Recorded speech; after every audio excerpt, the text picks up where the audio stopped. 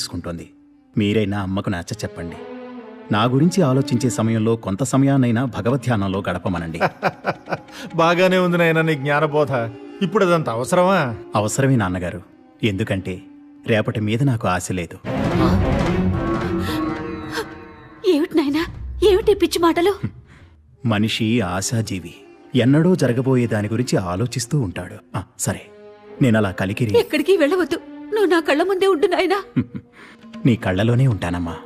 వెళ్తున్నా నాన్నగారు. చూడు, ఎక్కడికైనా వెళ్ళేటప్పుడు వెళ్ళొస్తాను అని చెప్పాలి నాయనా.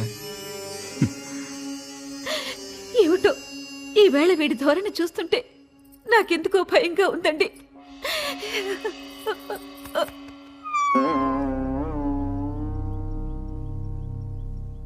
ఏమిటమ్మా ఇలా చీకట్లో కూర్చొని నడుస్తున్నావు?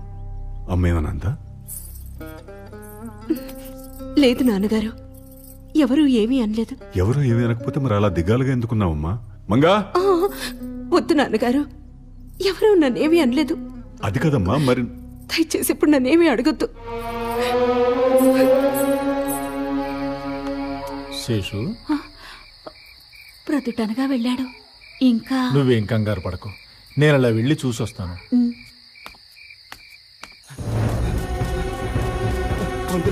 పంతులు గారు, చిన్నరెడ్డి నువ్వా? ఏమిటిలా పరుగునా? కలికిరి నుంచి వస్తుంటే మీ అబ్బాయి గారిని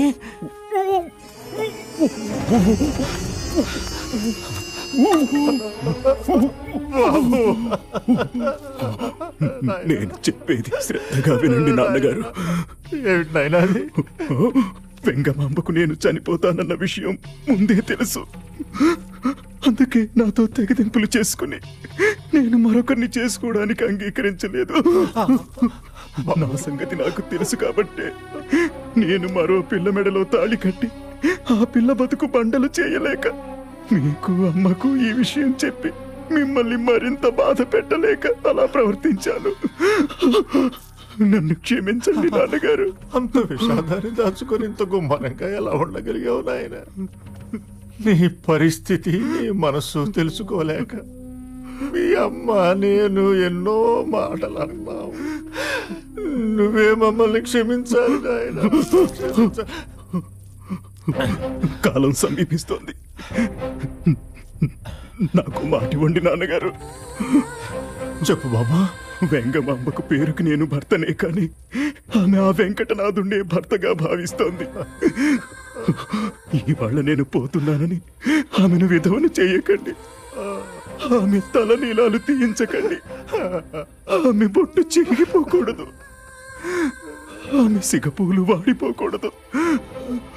ఆమె మాంగళ్యం తెచ్చకూడదు. అలా అని నాకు మాటివ్వండి నాన్నగారు.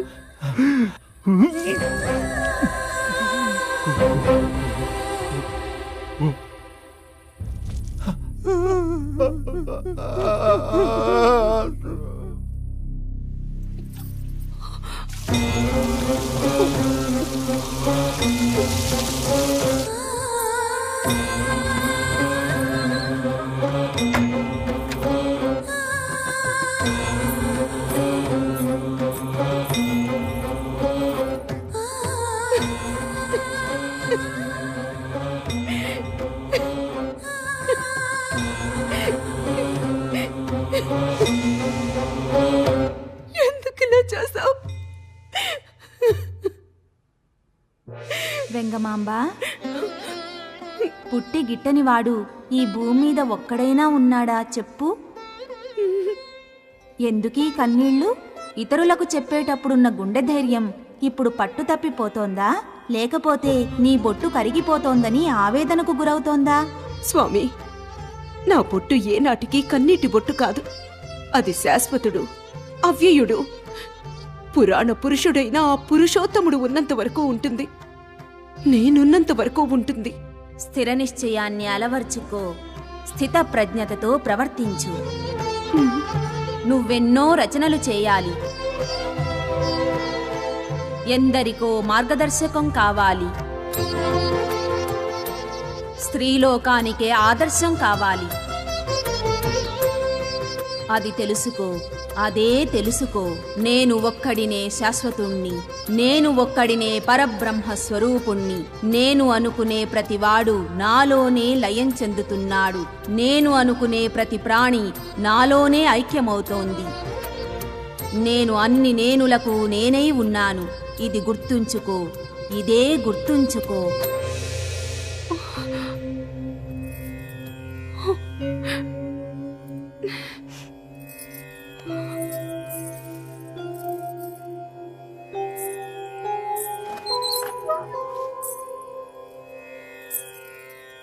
వెంకు, ఏమైంది?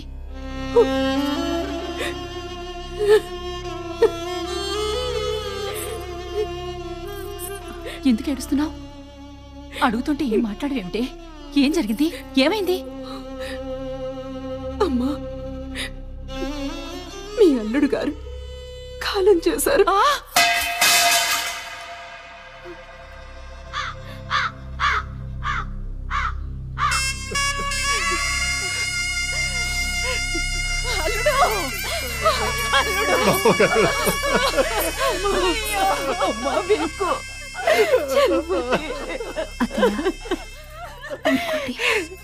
నా కోడలు నా ఇంటికి ఇలా రావాల్సి వస్తుందని నేను అనుకోలేదే తల్లి.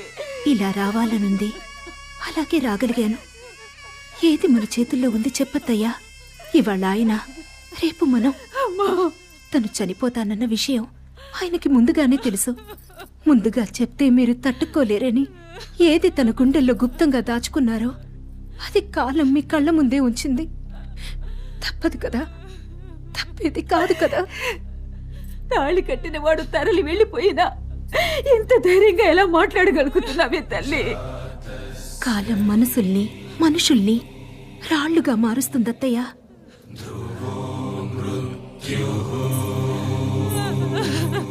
అమ్మా, ఆ రోజు నాతో ఏం మాట్లాడారు అని అడిగావు కదమ్మా. ఇదే మాట్లాడారు. ఇప్పటికైనా నమ్ముతావా అమ్మా? నేను ఆయన్ని బెదిరించలేదని ఎప్పటికైనా నమ్ముతావా అమ్మా? నేను ఆయన్ని భయపెట్టలేదని. మావయ్య, మనం ఎంతగా ఏడ్చి మొత్తుకున్నా పోయిన వారు తిరిగి రారు. సూర్యాస్తమయం కాకముందు వారికి జరిపించవలసిన విధులు జరిపించండి.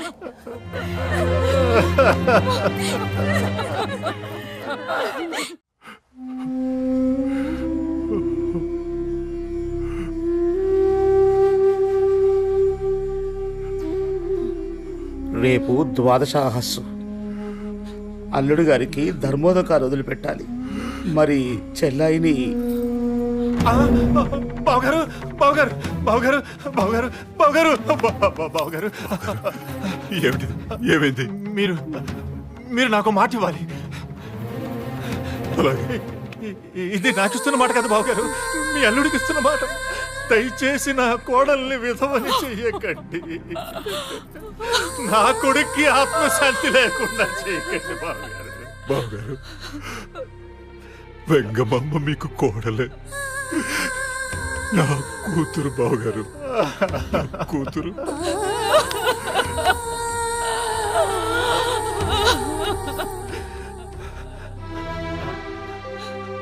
ఏమిటిది మావయ్య? ఇదేనా మీ అబ్బాయి మీకు చెప్పింది? అమ్మా, మీరు దిగులు పడకండి. మీ అబ్బాయికిచ్చిన మాటకు చేటు ముడుతుందని భావించకండి.